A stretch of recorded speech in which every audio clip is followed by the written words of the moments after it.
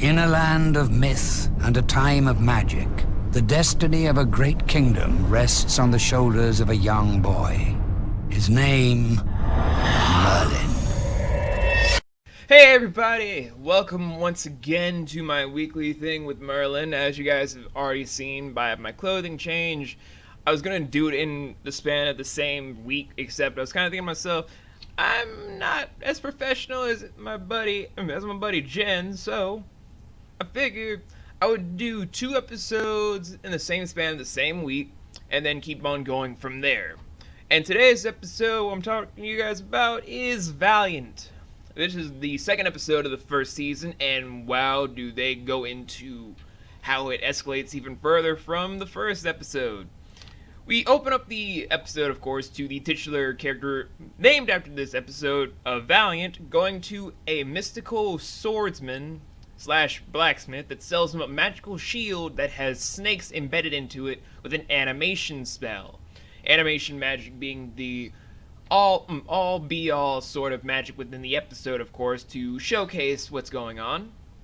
And after he's given the shield, Valiant's like, with this I can enter the tournament of Camelot, I can get all the ladies, but first must kill the witness. Shield! Use all your snakeness to kill the merchant, which he does. And then it just scrolls on into him going to Camelot saying, I am Valiant of the Islands of Wales, and I wish to enter the tournaments of knights of Camelot. And then we have the opening credits roll in. After the opening credits, we have Arthur using Merlin on his first day of servitude to not do something that would be titular things of a servitude that we would expect, like mucking up the stables, cleaning the beds, sharpening his weapons of sorts. No. He's using him as a training dummy where he's just beating the crap out of him with a sword. We're like, shield, body, head, shield, body, shield, body, head. And after, I would say, maybe 23 hits around the clock, he gets knocked on his ass, and then Merlin's like, can we stop? And then Arthur's like, not quite, that was just a warm-up. How is your mace skills right now? Which kind of entails that he went through a whole lot of pain throughout all that training process. Oh, Arthur, you're gonna be an asshole. Anywho, after this, Merlin's allowed to go home, and then Guy's just like, how's your first day of being a servant? And then Merlin has his first case of tinnitus by hearing a bunch of clinging without it being hit in the head anymore. After which Guy's just fixing him up, going on, and then Merlin's going on and on about, it's not fair, he's the prince, and all this, that, and the third thing, and this is wrong, this is terrible, I feel like I'm not being appreciated after saving Arthur, how is this fair, how is that fair? And although it's valid stuff and should be examined, at this point no one really cares. Like, you could all make a giant moat of who really gives a damn. It would be very, very bone dry. Still though, Guys patches him up from all the test dummy stuff that happened. And then he tries to just cheer him up, just make him feel like he is important, to let him know that even though he has his stress, Arthur has the same amount of stress as the prince. Where since he's going to be the future king, he has a whole lot more pressing stress to get through, like making good impressions, not coming off as a coward, doing everything for the people of Camelot, which is also valid since Arthur really would be a lot worse off if he was automatically king. Now, could you imagine that? Anywho, during that time, he then decides to gather up all the armament that he was supposed to give to Arthur, and then goes to Gwen to help him figure out how he can strap on the armor to the person, because Gwen is apparently the daughter of a blacksmith, which, in all honesty, from Arthurian lore, I've never seen that happen. I've never seen them say Gwen was the daughter of a blacksmith, but what do I know? And then as soon as that happens, Arthur is being suited up by Merlin before the big tournament that's been showcase to happen throughout the beginning of the episode, where Merlin's putting him in all the armor stuff, forgetting his sword because like his first 2 days of being a servant. And as soon as he's done with that, he's like, "Are you nervous?" And I was like, "I'd never get nervous." Which is a lie. We all get nervous. He's just trying to play it off cool, like, "I never get nervous. I just find this chainmail to be very, very hot in here." Anywho, following that process of then Arthur just throwing some trash talk towards Merlin's face about him not doing his job right the first 2 days. Seriously, how many jobs in real life actually mirror that? He then has to go into the lineup for the Knights of the Realm tournament of Camelot, where Uther's just pretty much going like, "I welcome you all into the city to decide who is the newest champion and who will win the prize money, and walk my ward down the aisle of the grand feast after the finals." Which again is not how the word ward actually works. The new definition can make whatever it wants, but ward means an entirely different thing. Still though, Uther decides that he can't just make himself look like a giant blowhard in this episode. No. He decides to be an arrogant dick, just to be like, "You better not fucking disappoint me, Arthur. You disappoint me out there, I'm gonna be very disappointed in you. Do not fuck up." But he does it in a very subtle way, just like, "Don't lose. And don't be a coward. Don't disappoint me." Which puts on more stress for Arthur, because he's already stressed out over being, the prince and putting on a good enough impression for the people of Camelot. But whatever, we decided to then move on to Arthur's first fight in a montage format of clips where he beats his opponent fairly easily. Then we move on to Valiant's fight, and in a giant montage of fights where it seems like there's a lot of victories going on for Valiant. And then it just goes on to something about maybe like the quarterfinals happening. I don't know. They don't distill what kind of placement's going on about the brackets. Still though, from there, Arthur and Valiant, after their victories, are going up to each other, just giving themselves their own condolences. And Merlin says what a lot of people were thinking when they first watched this episode: Valiant's a giant creep. Which is beyond accurate. Needless to say, though, after hearing that comment of slightly agreeing with Merlin, Arthur's just like, "I want you to clean my armor, polish my chainmail, sharpen my sword, and make my boots shine," or whatever. And what does Merlin do? He uses magic and just does it all over the span of one night while reading a book. But Gaius walks in and reprimands him for using magic, because throughout a lot of the early episodes of Merlin, Gaius will reprimand Merlin for using a lot of magic, which is understandable because using magic out in the open is kind of an iffy thing to do. Still though, he gets the job done. He is learning how to do a lot of magic, and he's doing it in a lot more professional manner. But then we have to cut that scene short to have Uther Pendragon talking to Valiant, where Uther, the man that is the most beloved king of all of Camelot, at least in his own mind, he's just thinking he's the most beloved king of Camelot, is talking to Valiant, and he's like, "I admire your ruthlessness. It's very becoming of you, and I like you. We need more knights like you." It's like, really? You need more knights just like yourself in younger form? Because I openly hate Uther Pendragon's character.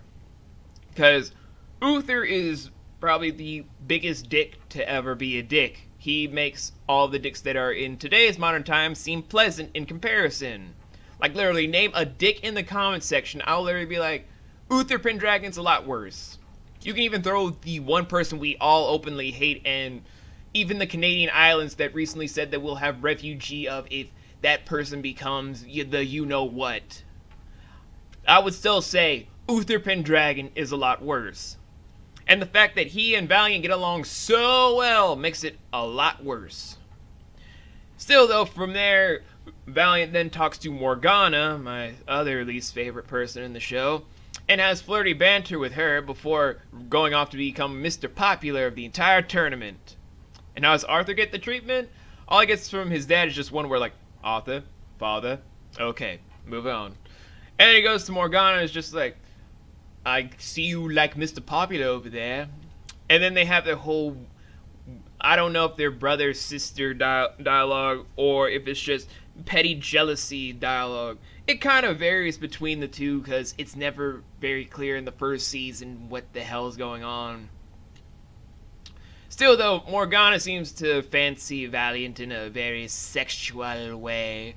And Arthur's just kind of not liking Valiant, but not for the reasons that I don't like him or what the audience doesn't like him for.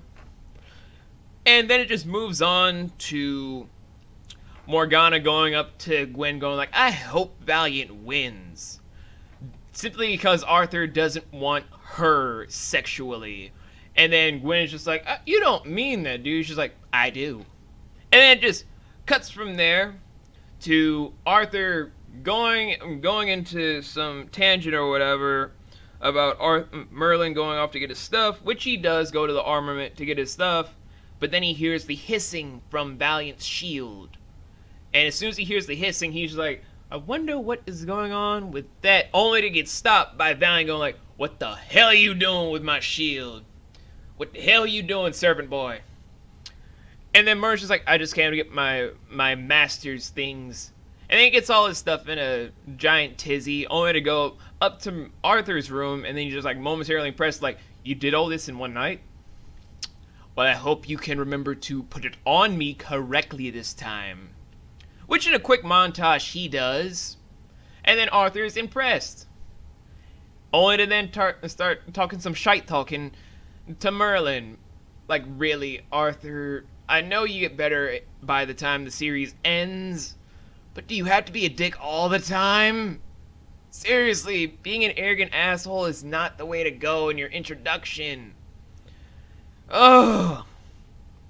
Still, though, as soon as Arthur enters the ring, everyone's like cheering and roaring, just like, oh my god, it's Arthur! Oh my god, please marry my daughter! Oh my god, I love you so much! Ah! And then as soon as it's like panning out to Merlin, guy's just like, it looks like you're enjoying yourself. And then Merlin's like, it's not always bad being a servant. I mean, it has its good days. But then afterwards, it then goes to a giant fighting montage of Arthur winning his one fight that we see, and then a bunch of fights of Valiant while he attacks a combatant named Ian, and then has one of his snakes bite his neck and then poison him.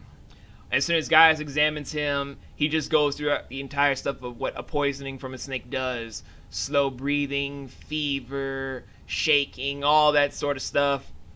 And then as soon as that happens, Merlin just deduces that, let's see, hissing from the shield, snake bite, poison implements. Something is wrong here.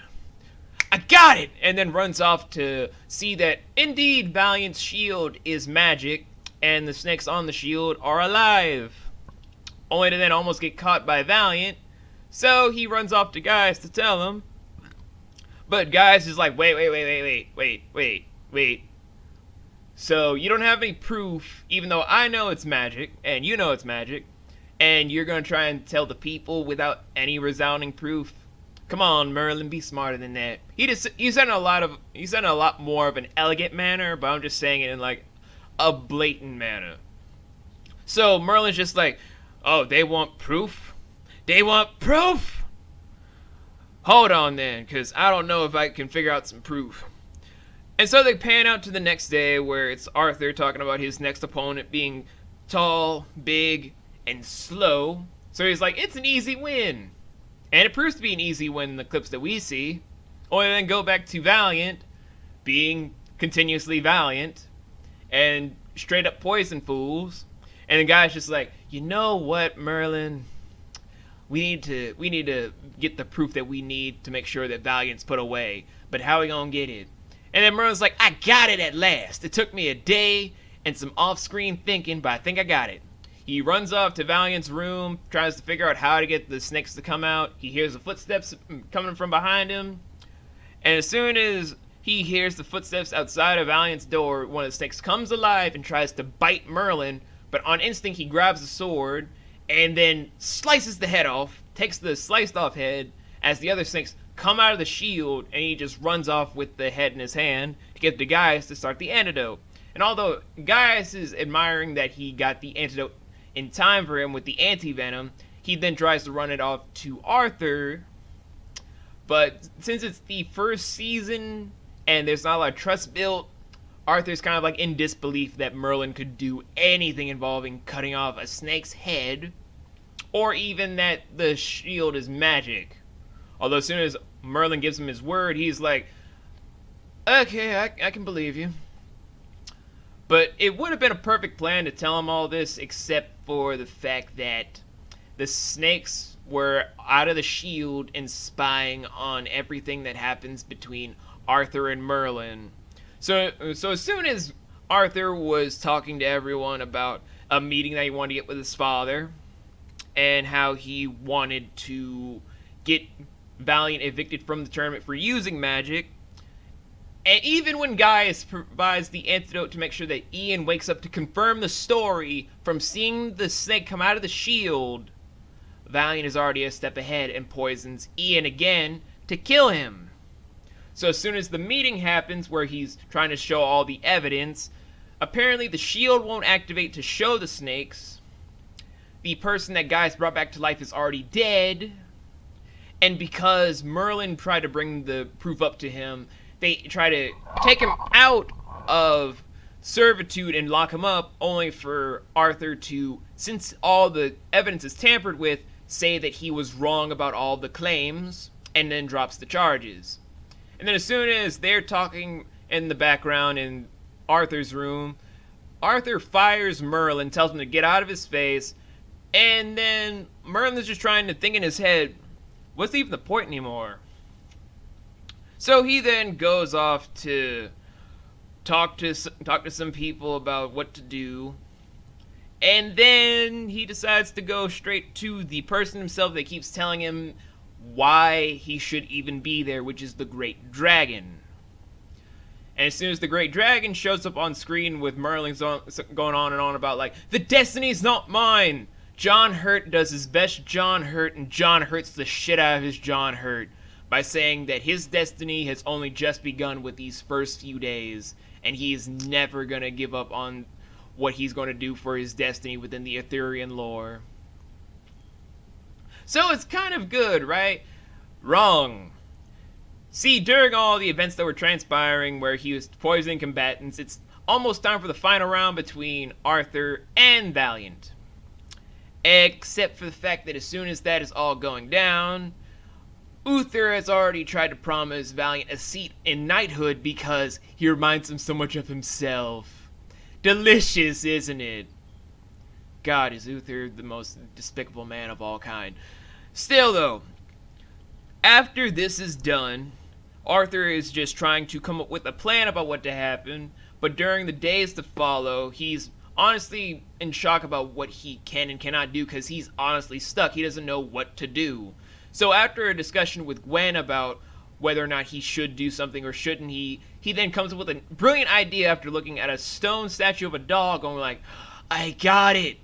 He gets a wheelbarrow from Gwen, takes the statue up to his room in Gaius's, opens up his big book of magic, and then tries to do his own feat of animation magic. All of which in a giant montage proves that it doesn't work when he wants it to. Like how magic always does. And during that span, we then have a scene of Morgana showcasing her future abilities, where she has a premonition about Arthur's assumed death and defeat at Valiant with his shield. And after she sees Arthur outside in the courtyard practicing, she's just still worried about him, but she won't admit it to herself, because she's just like, how am I having these visions? These make no sense, I'm just a normal person. Bullshit! So after all that stuff involving the failed animation montage, Merlin goes straight to Arthur again to try and convince him to not fight, and even though Arthur literally still believes in Merlin's word that he's using magic to cheat, he's still doing it because it's his job to. He can't stop trying to be, the prince that has to do all these things to impress the people. And after that stint goes on, he then goes back to his animation trials, and they all end in failure. Like, every single one of them. Until the day of the tournament, where Arthur is suiting up with his new servant, but Morgana comes in talking about her assumed father, where she helps suit him up herself. They exchange some words about her wanting him to be careful, and him telling her that he'll see her at the feast. And then the tournament starts off with them tapping blades like boxers would fist. And then it starts off the tournament. So we're kind of like, he's screwed, right? Since Merlin can't do the magic spell, we're automatically screwed, right? Wrong, sir! Because Merlin himself has finally achieved how to do animation magic at the cost of having an angry dog come to life in his room. I don't think they ever established how they made the dog stone again, but at this point, it's magic. We don't need to explain. So he then runs off to try and save Arthur's ass again, and warns Gaius not to open his door because angry dog. We can't have angry dog in Camelot running around. And as soon as he gets there, the fight is surprisingly still going in Arthur's favor. He's knocking off helmets. He's trying to beat the hell out of Valiant, although Valiant still is using his vicious, ruthless tactics to try and take out everything that Arthur has, like his shield and his sword, to just leave him at the mercy of his shield and his sword.